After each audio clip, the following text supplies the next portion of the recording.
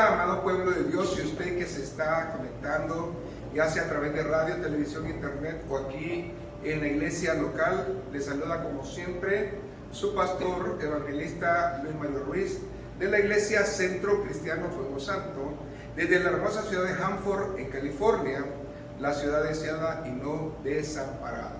Estamos en la serie Inquebrantables y hoy vamos a aprender las 4 verdades inquebrantables que hay en la palabra de Dios, y eso lo encontramos en la epístola de los Hebreos. Y la palabra se lee en el nombre del Padre, del Hijo y del Espíritu Santo. De la manera que está establecido para los hombres que mueran una sola vez, esa es la primera verdad. Y después de esto el juicio, esa es la segunda verdad. Así también Cristo fue ofrecido una sola vez, esa es la tercera verdad, para llevar los pecados de muchos, y aparecerá por segunda vez, esa es la cuarta verdad, sin relación con el pecado, para salvar a los que le esperan. Vamos a orar. Buen Dios y Padre, la gloria, la honra y la alabanza sea a usted. Creo firmemente que tú ya estás en control y que vamos a tener la revelación, la iluminación que necesitamos para apoderarnos, Señor Jesús, de esta verdad grande que está en tu palabra. En el nombre de Jesús, el pueblo dice: amén. Hay 4 verdades que la epístola de los Hebreos habla en cuanto a la salvación completa que nosotros tenemos en Jesucristo. La primera verdad inquebrantable es que Cristo solamente iba a morir una sola vez. Amén. Nosotros también, los humanos, vamos a morir una sola vez, y después de eso viene la segunda verdad. Después de la muerte vamos a enfrentar el juicio de Dios. Sea bueno, sea malo, va a venir un juicio.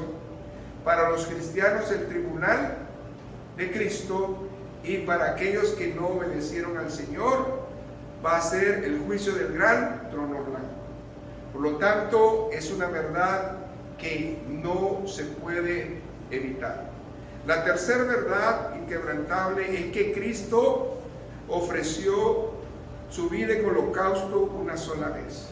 Jesucristo vino a morir una vez y para siempre, y hizo un sacrificio que no se va a volver a repetir porque fue perfecto.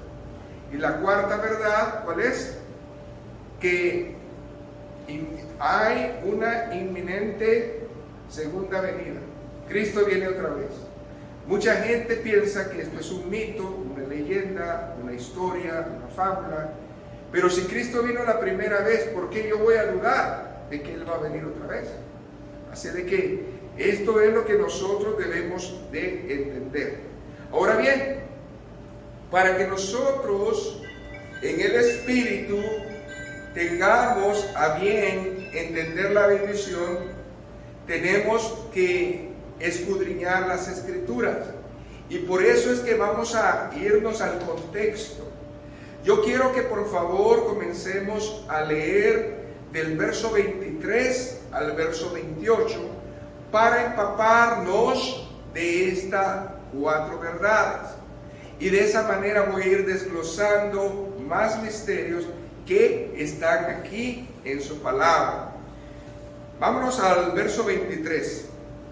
Dice la palabra de Dios: fue pues necesario que las figuras de las cosas celestiales fuesen purificadas así, pero las cosas celestiales mismas con mejores sacrificios que estos. ¿A qué se refiere?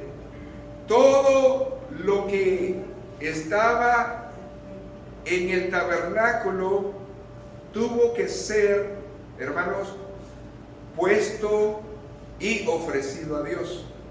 En otras palabras, tuvo que ser ungido, presentado y puesto en sacrificio. ¿Pero de qué manera? En ese tiempo tuvieron que usar la sangre de los machos cabríos. Ahora, quiero que por favor no me pierda esta escritura del verso 23, y para darle más contexto tenemos que irnos, hermanos, al verso 11. Estamos en Hebreos capítulo 9, pero quiero que abramos ya el entendimiento de estas figuras que está hablando. Y dice, verso 11, pero estando ya presente Cristo, sumo sacerdote de los bienes venideros. No está hablando de todas las cosas que habían en el tabernáculo. Todas las cosas que habían en el tabernáculo fue una copia de lo que iba a venir, Jesucristo. Quiere decir que Jesucristo, como sumo sacerdote, el gran sumo sacerdote, trae un nuevo pacto y trae una nueva bendición. Sigan leyendo. Por el más amplio y más perfecto tabernáculo, no hecho de manos, es decir, no de esta creación. Jehová Dios el Padre mandó hacer el tabernáculo, hecho con manos de ¿qué? De hombre. Él diseñó, hizo los materiales para que fueran un prototipo de el tabernáculo celestial.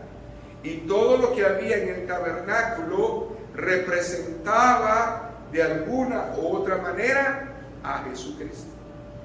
Pero ahora Jesucristo no va a ser representado como esos símbolos que nosotros conocemos, sino que su propia vida va a hacer que ese tabernáculo, hermanos, sea una vez y para siempre.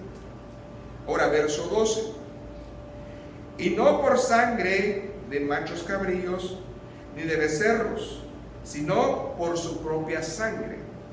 Entró una vez para siempre en el lugar santísimo, habiendo obtenido eterna, ¿qué, hermanos?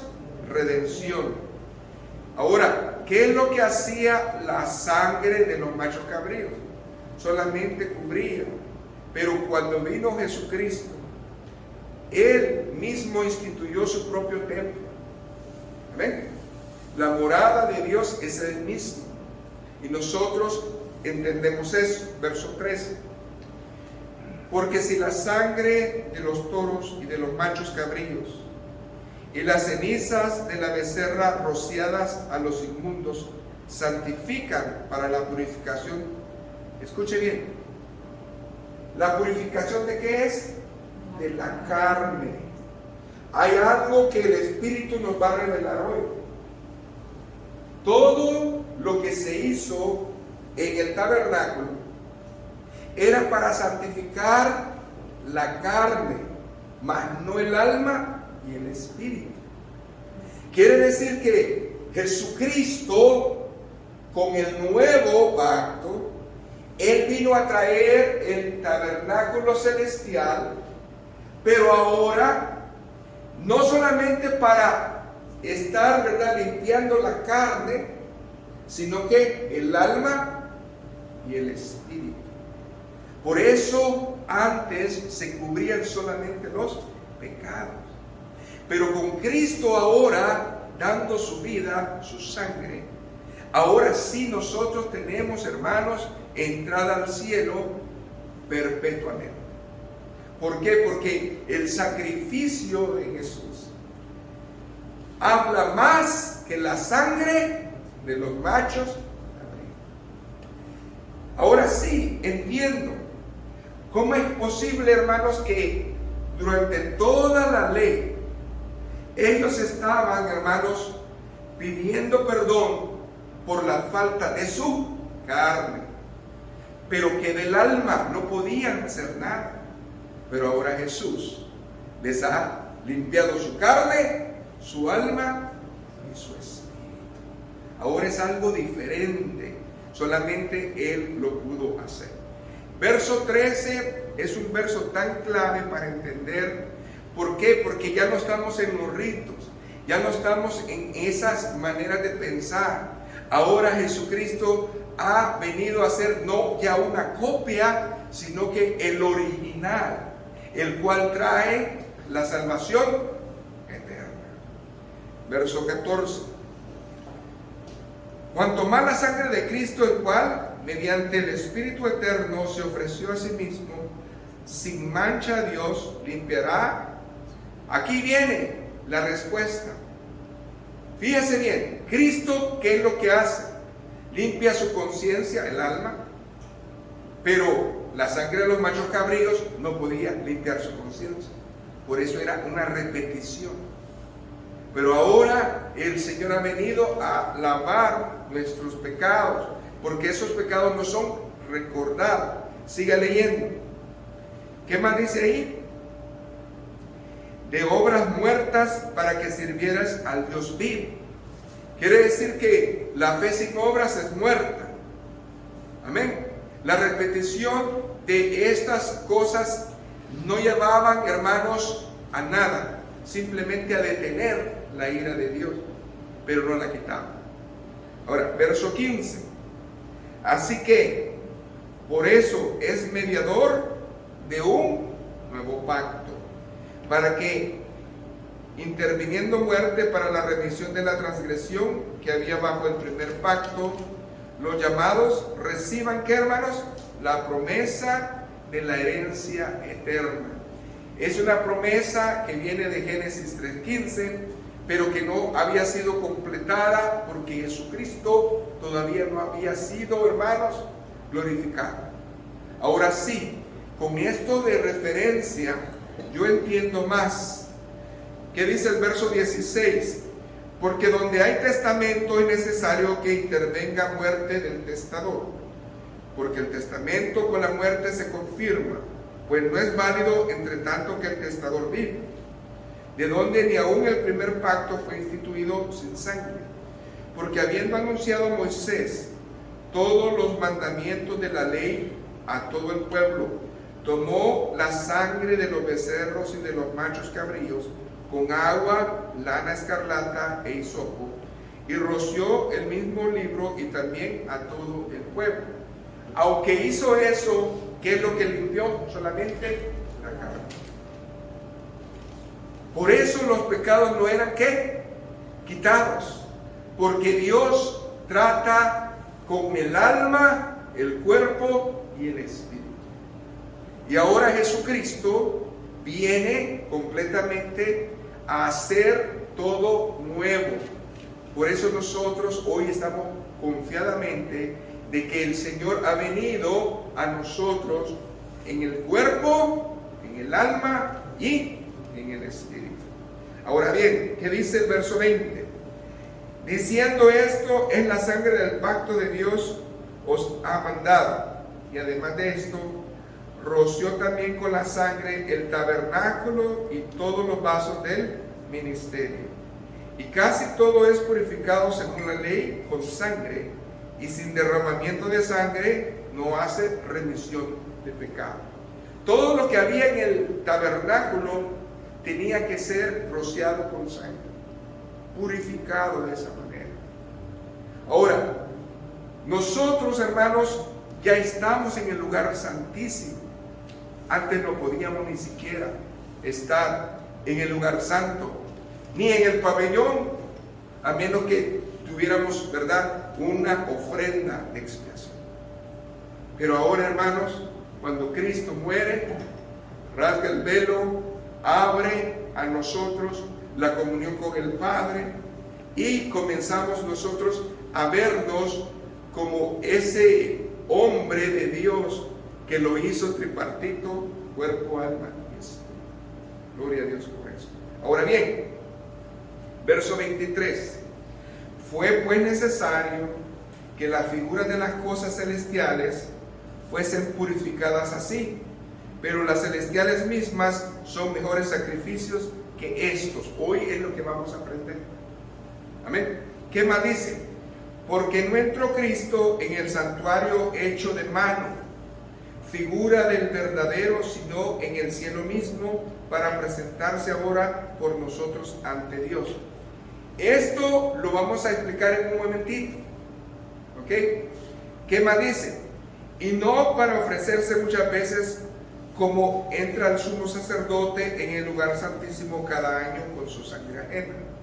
De otra manera, le hubiera sido necesario padecer muchas veces desde el principio del mundo, pero ahora, en la consumación de los siglos, se presentó una vez para siempre por el sacrificio de sí mismo para quitar de en medio el pecado.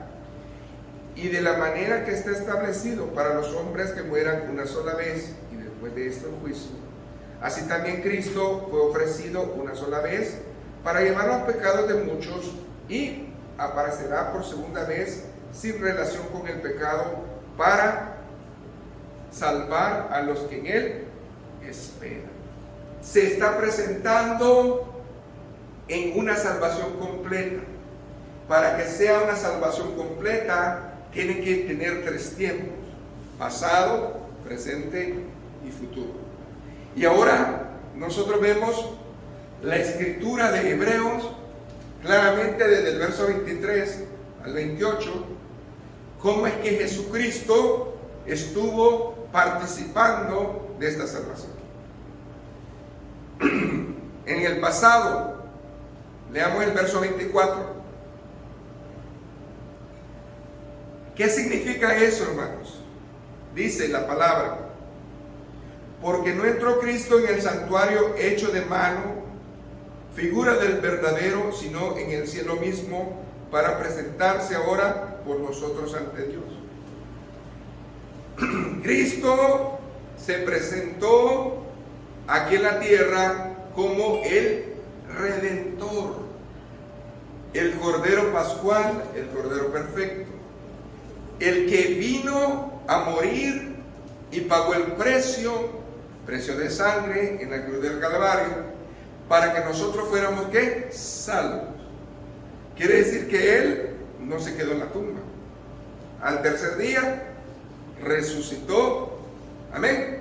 Y ahora dice el libro de los Hechos que decían los ángeles: varones galileos, ¿a quién estáis mirando? Amén. A mi Jesús. Ahora, Jesucristo no está en la tierra. Jesucristo está a la diestra del Padre. Entonces, en el presente, nosotros lo tenemos que ver en el verso 26, en la función de intercesor. Jesucristo tiene una función de estar haciendo una morada para nosotros y al mismo tiempo ser el intercesor por nosotros. ¿Qué dice el verso 26?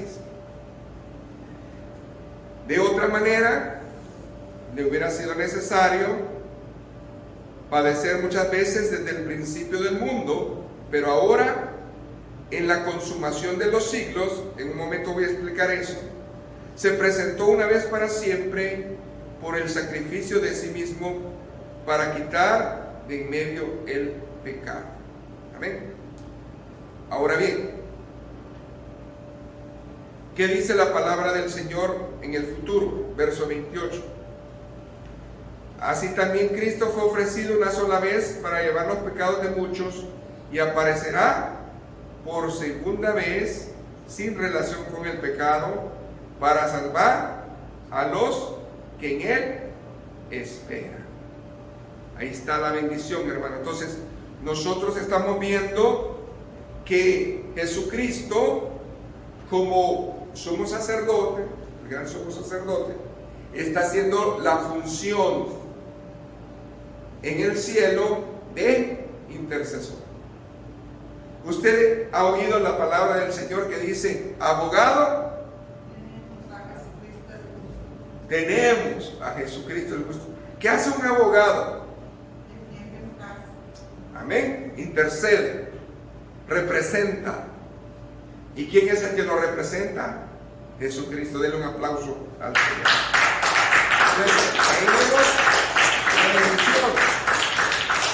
Entonces, estamos viendo que en el pasado Jesucristo vino al mundo para quitar el pecado, no solamente de la carne, sino del alma y del espíritu. En el presente ante la presencia del Padre. Él es el sumo sacerdote, abogado, para que nosotros seamos, hermanos, bendecidos como intercesor. Y cuando venga en su segunda parusia o su segunda venida, van a haber dos acontecimientos. Va a ser Dios completamente nuestro y nos va a transformar nuestros cuerpos glorificados. Entonces, dos eventos fuertes vienen. Cuando nosotros por fin vamos a estar con Él, pero también al mismo tiempo va a haber una transformación en nosotros, en cuerpos glorificados. Entonces, lo que viene es mayor de lo que ha venido. Entonces, cada vez que Cristo vino, o viene, o está, es una bendición. Es como la aurora, va de aumento en aumento. Vino la primera vez y nos trajo la salvación. Ahorita Él nos mantiene, intercede. El Espíritu Santo nos consuela, nos guía, nos dirige. Y ahora que venga Él, entonces vamos a ser como Él es. Entonces, de esa manera, gloria al Señor por eso. Ahora bien, ¿por qué es importante entender los tres tiempos del Señor? Porque hay un misterio de liberación. Dios tenía que liberar tanto el pasado como en el presente y el futuro, nuestras vidas. ¿Y a dónde está eso? Búsquelo. Segunda de Corintios 1:10. Dice la palabra, el cual, dígalo, a ver, para que se oiga en la grabación, el cual nos libró es tiempo pasado y nos libra, amén, tiempo presente, y en quien esperamos que aún nos librará, futuro, de tan grande muerte. ¿Y por qué? Porque debemos de entender esto, hermano. Antes de que Cristo viniera, nosotros estábamos muertos en nuestros delitos y pecados. Hoy en día, todavía, aquel que no acepta a Jesucristo, ¿cómo está? Muerto en delitos y pecados. Pero entonces, dice que Él nos va a librar de la muerte segunda. Quiere decir que este proceso no se ha acabado hasta que se acabe.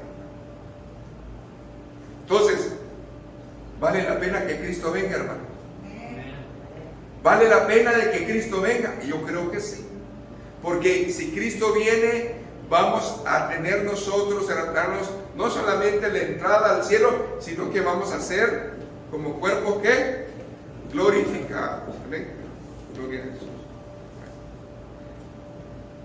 Gloria a Dios. Ahora bien, hermano, bajo el pacto mosaico, los israelitas tenían una costumbre dada por el Señor, y eso está en el libro de los Levíticos. ¿Qué hacían ellos? Búsquenlo conmigo, Levíticos 16, 21 al 22. ¿Sabe de qué manera los israelitas eliminaban el pecado del pueblo?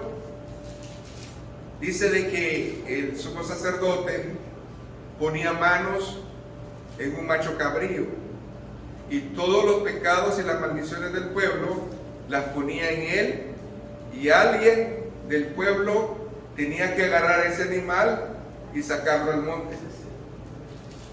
Y ese era el simbolismo, escuche bien, de que el pecado no estaba más en el pueblo. Y pondrán sus dos manos sobre la cabeza del macho cabrío y confesará sobre él todas las iniquidades de los hijos de Israel, sus rebeliones y sus pecados, poniendo así sobre la cabeza del macho cabrío, y lo enviará al desierto por mano de un hombre destinado para esto. Y aquel macho cabrío llevará sobre sí todas las iniquidades de ellos a tierra inhabitada, y dejará ir el macho cabrío por el desierto. ¿Qué pasaba con este animal? Como estaba en el monte y solo, lo más probable es que moría. Amén. Imagínense, la maldición caía sobre él siempre. Ahora bien, Cristo es simbolismo del macho cabrío, pero la diferencia es de que Jesucristo lo llevó una vez y para siempre. Antes se tenían que usar muchos machos cabríos,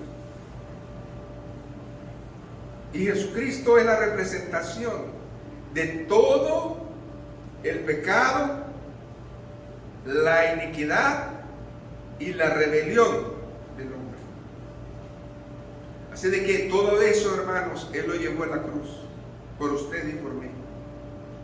Y así como fue, hermanos, este macho cabrío, lo sacaron a Jesucristo, hermanos, lo echaron de su pueblo. Y no nomás eso. No lo condenaron a muerte solamente, lo hicieron que estuviera en la cruz. Pero a Cristo nadie lo mató. Él dio su vida por nosotros. Por lo tanto, es Él quien quita, hermanos, el pecado del mundo a través de su sacrificio ahí en la cruz. Y por eso nosotros estamos viendo copia del que iba a venir en todo aspecto. Pero ahora ya no es la copia, sino que es el original, el que vino y hizo el sacrificio para que nosotros estuviéramos en bendición. Amén. Entonces, Cristo es divinamente completo en la salvación, porque está no solamente en estas 4 verdades que vamos a desarrollar, sino que está en los 3 tiempos: presente, pasado y futuro. Ahí está. Cristo está envuelto en toda la bendición.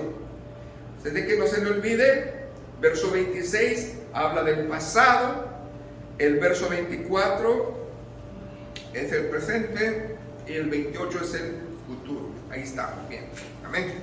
Entonces, gloria a Dios por eso. Ahora bien, ¿qué dijo Pablo en cuanto a cómo vemos nosotros las cosas de Dios? Dijo que vemos hoy por espejo oscuro, pero luego veremos tal cual somos. No podemos vernos todavía en esa manera porque no somos cuerpo glorificado, pero a pesar de eso, nosotros tenemos un claro retrato de Jesucristo en su salvación. Si hoy podemos entender estas 4 verdades, entonces hemos entendido la salvación. Y aquí es que quiero yo irme despacio para que lo saboreemos, hermanos, y para que lo entendamos. Vamos a la primera verdad. ¿Cuál es la primera verdad? Inquebrantable, que todo hombre necesita morir una sola vez. Hebreos 9:27 dice: está establecido para los hombres que mueran una sola vez. ¿Ok? Pero este juicio no empieza, hermanos, desde ese tiempo, sino que desde Adán y Eva. Váyanse a Génesis y vamos a refrescarnos.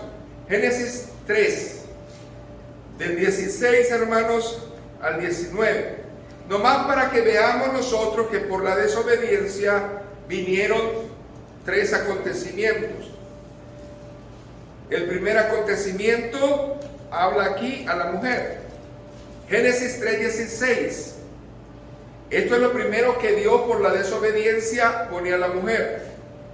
Multiplicaré en gran manera los dolores en tus preñeces.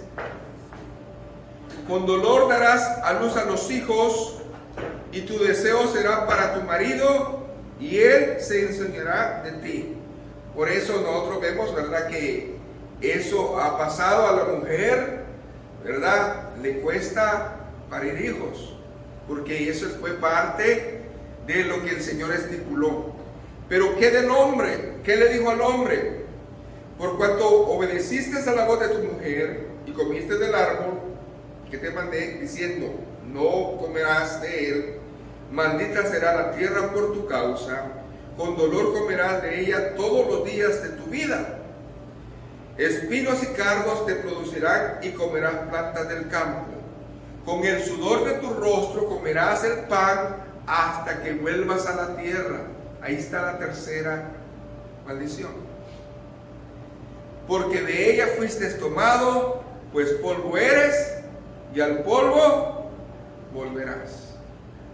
Ahora quiero que por favor presten atención al primer principio de gloria que les voy a decir. La muerte física no pone fin a nuestra existencia consciente. El día que usted se muere, usted sigue viviendo, porque su consciente es el alma. Usted es un cuerpo tripartito, cuerpo, alma y espíritu. Lo que pasa en ese momento es que se separa.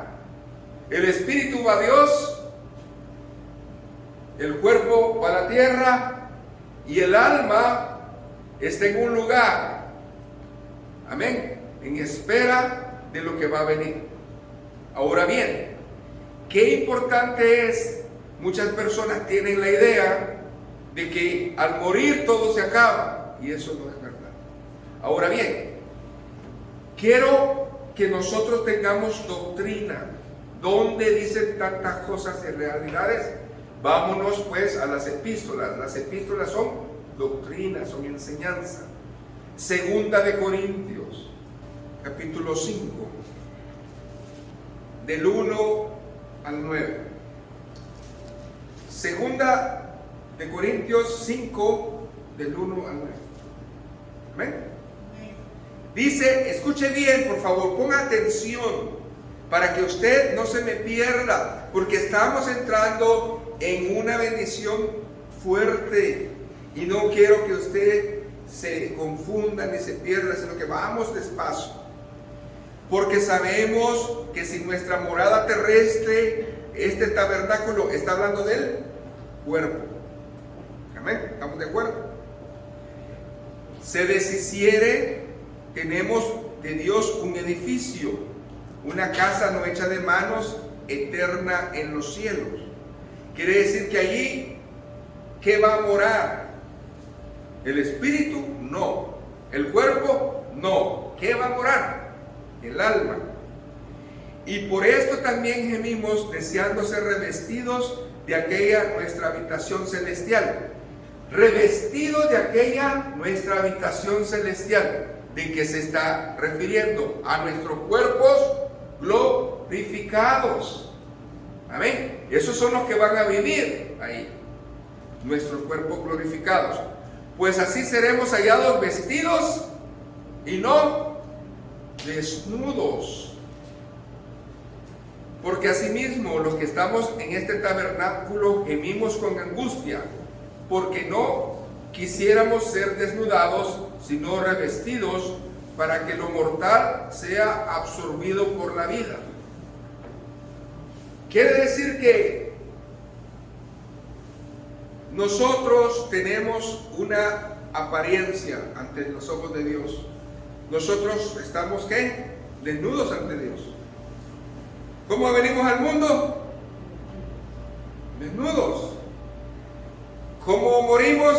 Usted puede decir con ropa, pero pues la idea es que usted es polvo. Polvo es polvo. Ahora, el cuerpo glorificado tiene un revestimiento. Por eso el Señor dice que no te hallen desnudo. ¿Qué es desnudo? ¿Qué es el significado? Vergüenza. Que no descubran la vergüenza de tu desnudez. Cuando usted está cubierto por la sangre de Cristo, aleluya, usted está revestido. Amén. Ahora, usted no tiene gloria de Dios todavía, porque la gloria de Dios va a ser en nuestros cuerpos, glorificado. Dios se glorifica en nuestra vida, pero la gloria no es nuestra. Amén. Ahora, sigamos acá. Y dice, verso 4, porque asimismo los que estamos en el tabernáculo gemimos con angustia porque no quisiéramos ser desnudados, sino revestidos, para que lo mortal sea absorbido por la vida.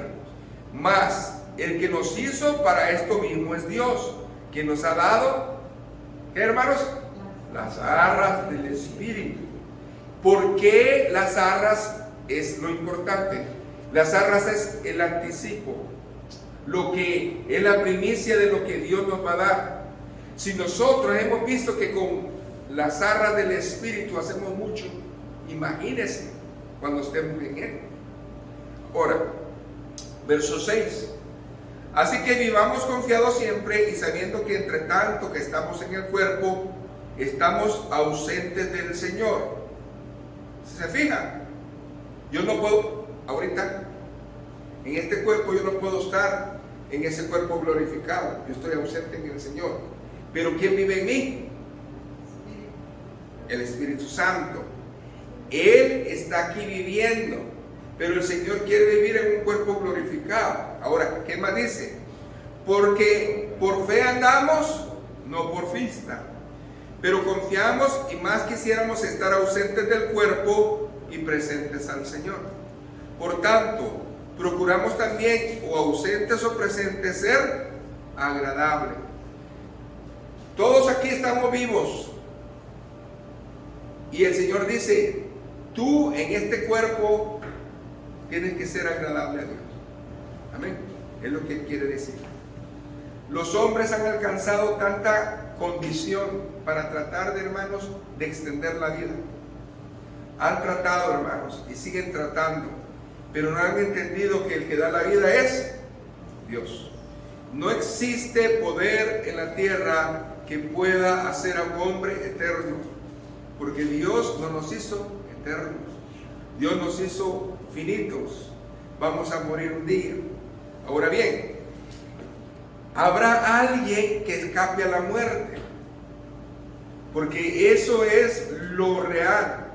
Nosotros sabemos, hermanos, que nomás hay una condición, y esa condición es que si Él viene, amén, y nos lleva.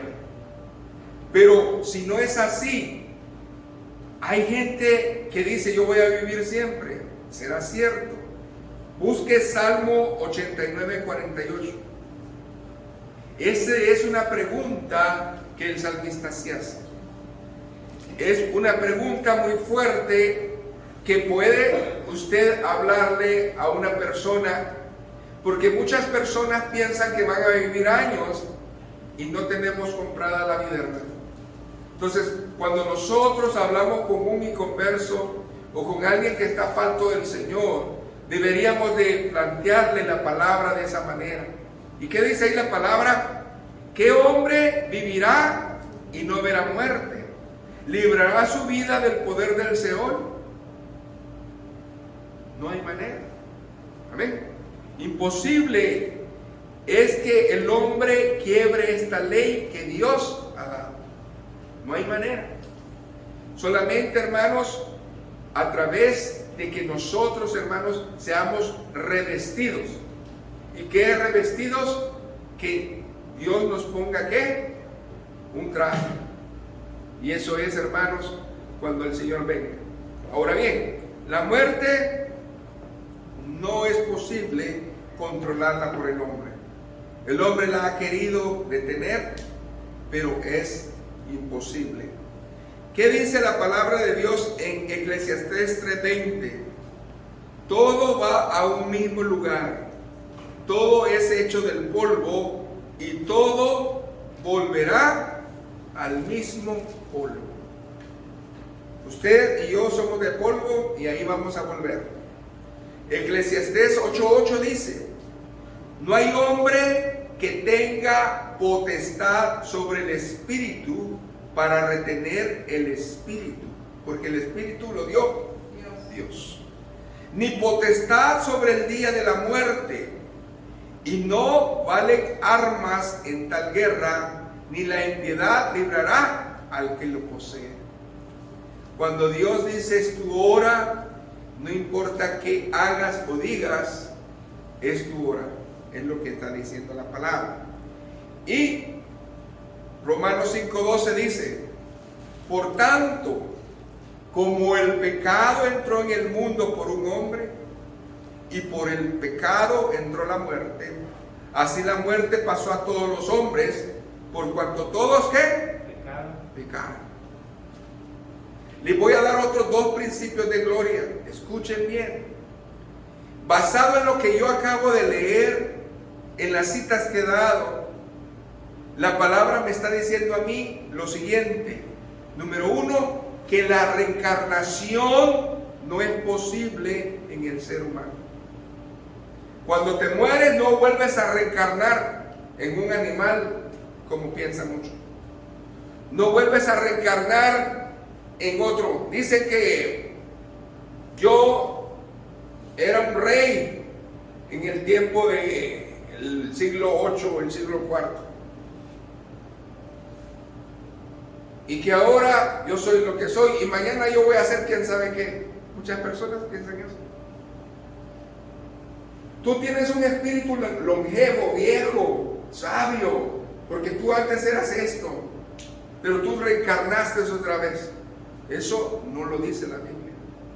Es mentira del diablo el que cree eso. Segunda verdad, la creencia de que la muerte física es lo último del hombre, como muchos piensan, que aquí pagamos los pecados y nada, no hay nada, aquí pagas, aquí está el infierno. Es mentira. Muchas personas dicen que aquí se paga todo en vida. No, si estás sufriendo y te ha ido como te ha ido, imagínate en el infierno, porque no lo has probado. Entonces, ahí esas dos verdades no las podemos obviar. Cristo sufrió y el destino del hombre quedó marcado. El destino del hombre era, hermanos, que muriera. Pero Cristo murió y resucitó. Amén. Y nosotros, hermanos, tenemos garantizado que no vamos a ver la segunda muerte. Amén. Eso es muy importante. Ahora, ¿qué importante es? Primera de Timoteo, búsquelo, ese sí, 3:16. Porque estamos hablando acerca de la salvación. Y la salvación tiene un misterio. Y el misterio de la salvación es el misterio de la piedad. Cuando nosotros hablamos cristianamente el misterio de la piedad, estamos hablando de Jesucristo. Y dice la palabra, e indiscutiblemente, ¿qué significa? No tiene error, así es, como dice, amén. Grande es el misterio de la piedad. Dios fue manifestado en carne. ¿Quién fue? Dios con nosotros. Amén. ¿Qué más dice? Justificado en el Espíritu. Este es mi Hijo amado, en el cual yo tengo conciencia. Visto por los ángeles, sí. Predicado a los gentiles, amén. Creído en el mundo, recibido allá arriba en gloria, y todo eso lo creemos por fe. Amén. Entonces, esta vinculación que está hablando la palabra de Dios, que es un misterio de la piedad, va a estar presente en nosotros. Estamos ahora en Primera de Tesalonicenses. Vaya a Primera de Tesalonicenses, capítulo 1, 8 al 10. ¿Por qué es importante dar todas estas citas? Porque si usted no las tiene, no va a entender cómo es que el Espíritu habla. Estamos en la primera verdad. Amén. Está estipulado que el hombre muera una vez y después el juicio, dice. Esa es la segunda verdad. Entonces, ¿qué dice ahí? Porque partiendo de vosotros, estaba hablando a la iglesia de Tesalónica, ha sido divulgada la palabra del Señor, no solo en Macedonia y Acaya, sino que también en todo lugar vuestra fe en Dios se ha extendido, de modo de que nosotros no tenemos necesidad de hablar nada de ustedes, porque han entendido el plan de salvación, han estado con el Señor y saben las Escrituras. Ahora, porque ellos mismos, los demás, cuentan de nosotros la manera en cómo nos recibisteis y cómo os convertisteis de los ídolos a Dios para servir a Dios vivo y verdadero. El texto clave es el 10. Y esperar de los cielos a su Hijo, al cual resucitó de los muertos, a Jesús, quien nos libra de la ira venidera. Entonces, ¿de qué está hablando? De la segunda verdad. Dice Hebreos 9:27 en la segunda parte, y después de esto, el juicio. Dice que está estipulado que el hombre muera una vez y después el juicio. Ahora bien, nosotros debemos de entender esto.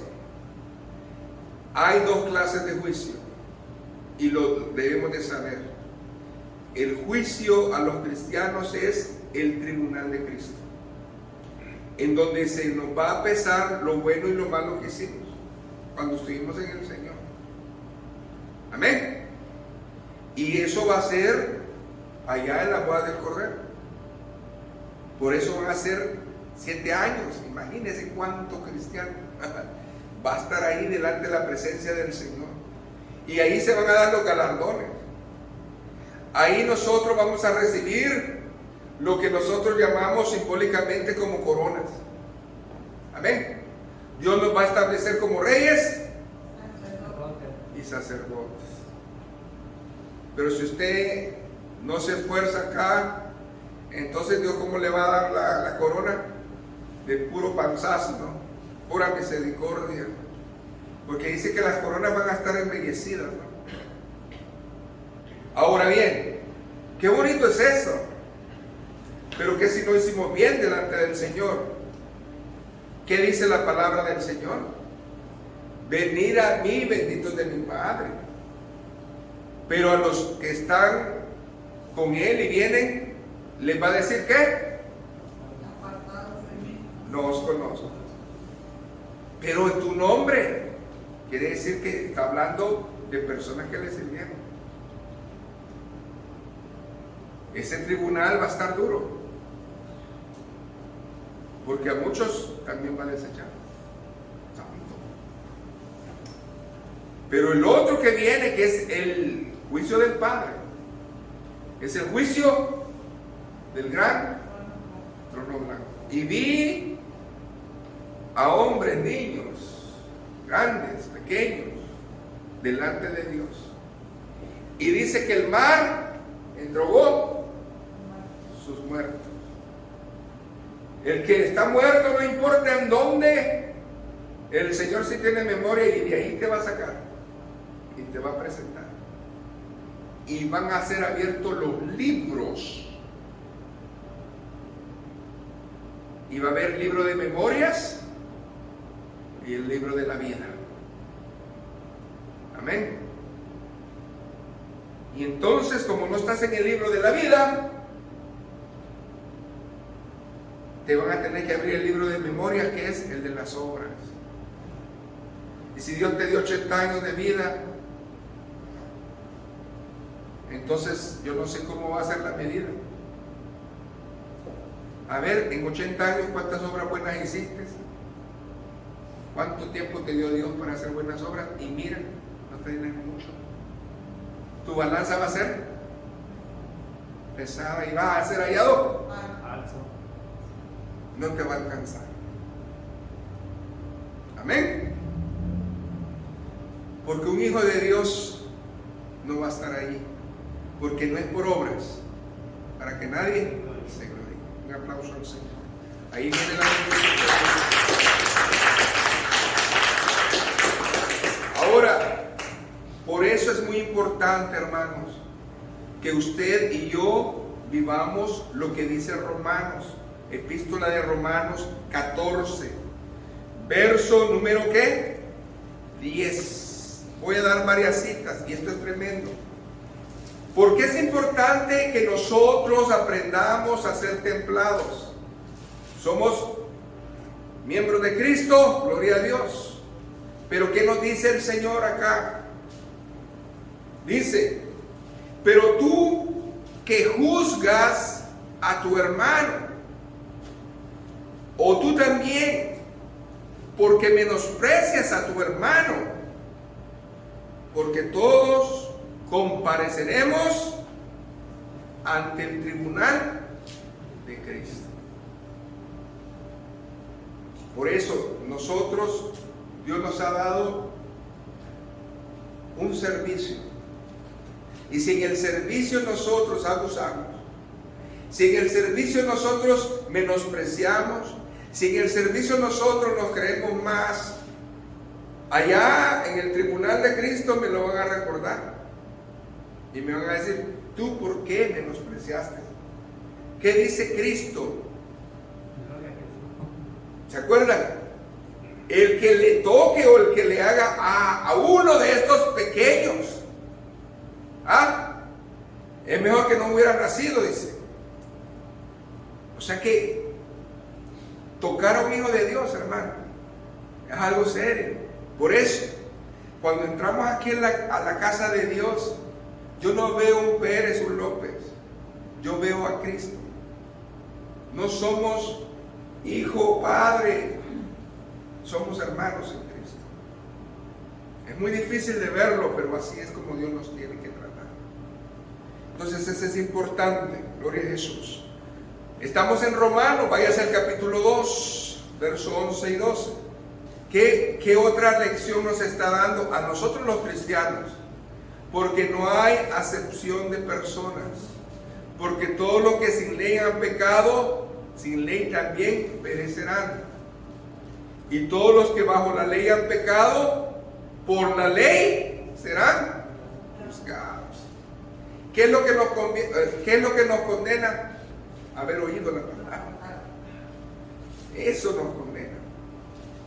Si alguna vez usted oyó algo y usted lo hizo y dice, es que yo no me acuerdo cuando me dijeron, oíste la palabra y esa palabra es la que te va a condenar. Entonces es diferente, hermanos. Segunda de Corintios 5:10.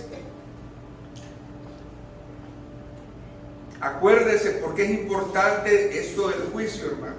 Porque estoy hablando y enfocándome en el cristiano. Amén. No estoy hablando del trono blanco porque aquí, hermanos, estamos orientándonos a los cristianos. Pero también a los cristianos debemos de enfocarnos bien. ¿Qué dice ahí? Porque es necesario que todos nosotros comparezcamos, dígalo, ¿ante qué?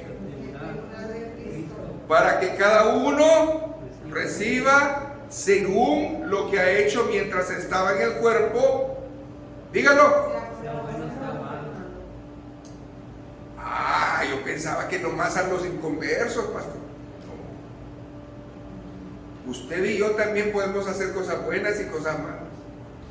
Y por eso hay que ir al abogado, a Jesucristo.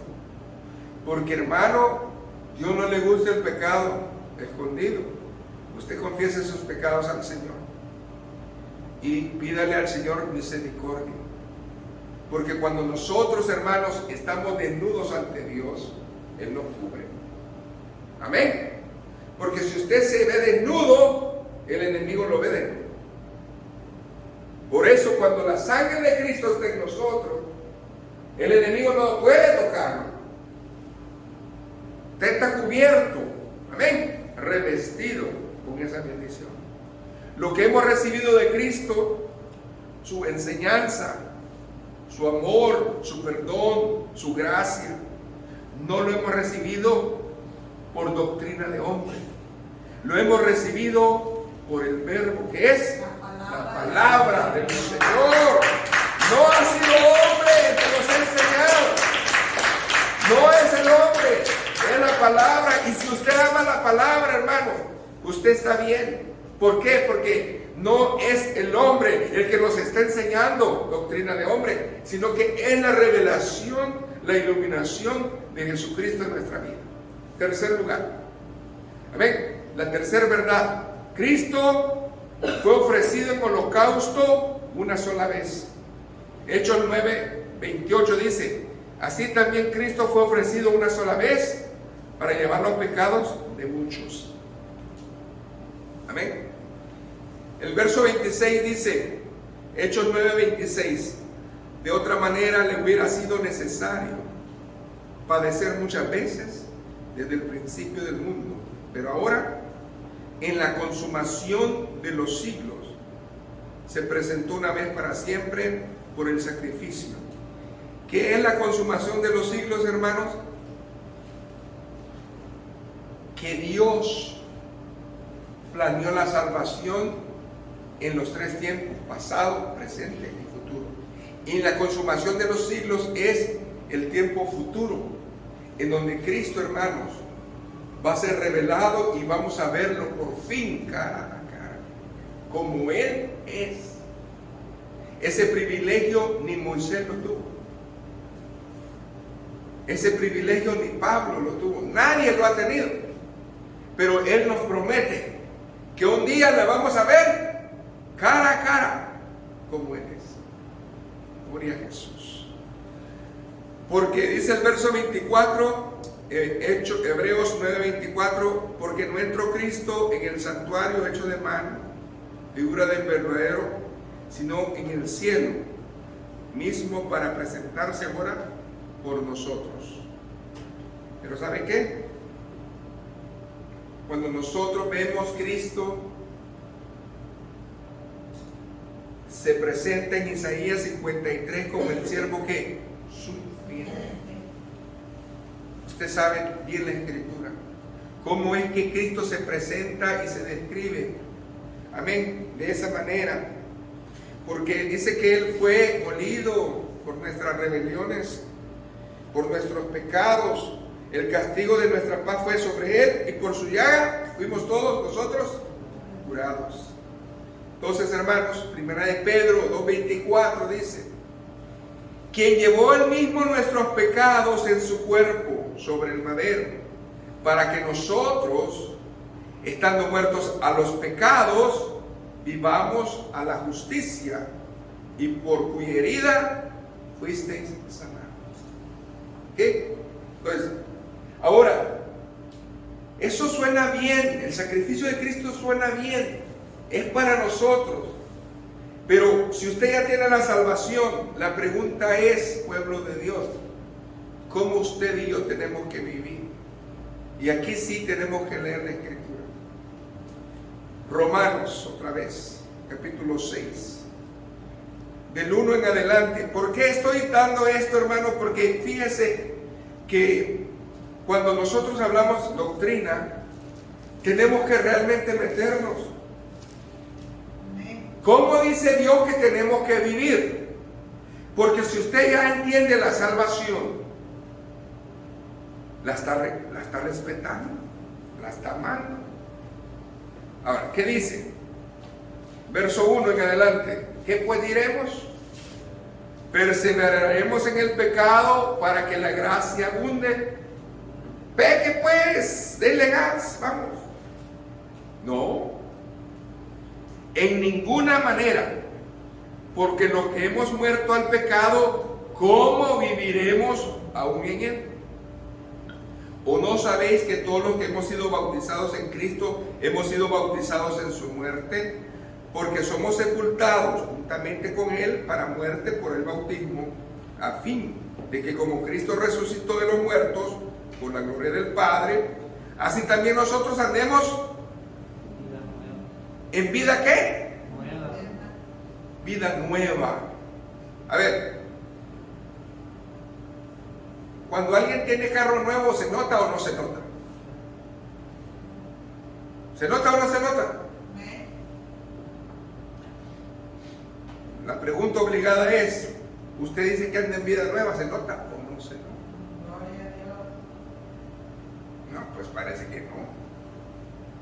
Es triste, hermanos. Se nos olvida. Aún todavía se nos salen los Pérez, los López. No, hermano, que se nos salgan los de Cristo. ¿Qué más dice ahí? Sabiendo esto, verso 6, que nuestro viejo hombre fue crucificado juntamente con él para que el cuerpo del pecado sea destruido, a fin de que no sirvamos más al pecado. Porque el que ha muerto ha sido justificado del pecado. Y si morimos con Cristo, creemos que también viviremos en él, en la promesa. Sabiendo que Cristo, habiendo resucitado de los muertos, ya no muere, la muerte no se enseñoreará más de él. Porque cuanto murió el pecado, murió una vez por todos, mas en cuanto vive, para Dios vive. Si yo entiendo este texto, que Cristo vive para él, y usted y yo, ¿para qué vivimos? Ahora dice, así también vosotros considerados muertos al pecado, pero vivos para Dios en Cristo Jesús, Señor nuestro. No reine pues, marque eso, el pecado en vuestro cuerpo mortal, de modo que le obedezcáis en sus concupiscencias. Ni tampoco presentéis vuestros miembros al pecado como instrumentos de iniquidad, sino presentaos vosotros mismos a Dios como vivos de entre los muertos, y vuestros miembros a Dios como instrumentos de justicia. Porque el pecado no se enseñoreará de vosotros, pues no estás bajo la ley, sino bajo la gracia. Es la manera de que nosotros tenemos que conducirlo. Y la cuarta verdad inquebrantable es que Cristo viene. Amén. Hay una segunda venida. Por eso dice Hebreos 9:28 en su parte 2. Y aparecerá por segunda vez sin relación con el pecado para salvar a los que esperan. ¿Ok? Entonces eso es real. Eso es verdadero. Dice Mateo 24:30. Entonces aparecerá la señal del Hijo del Hombre en el cielo, y entonces lamentarán todas las tribus de la tierra, y verán al Hijo del Hombre viniendo sobre las nubes del cielo con gran poder y gloria.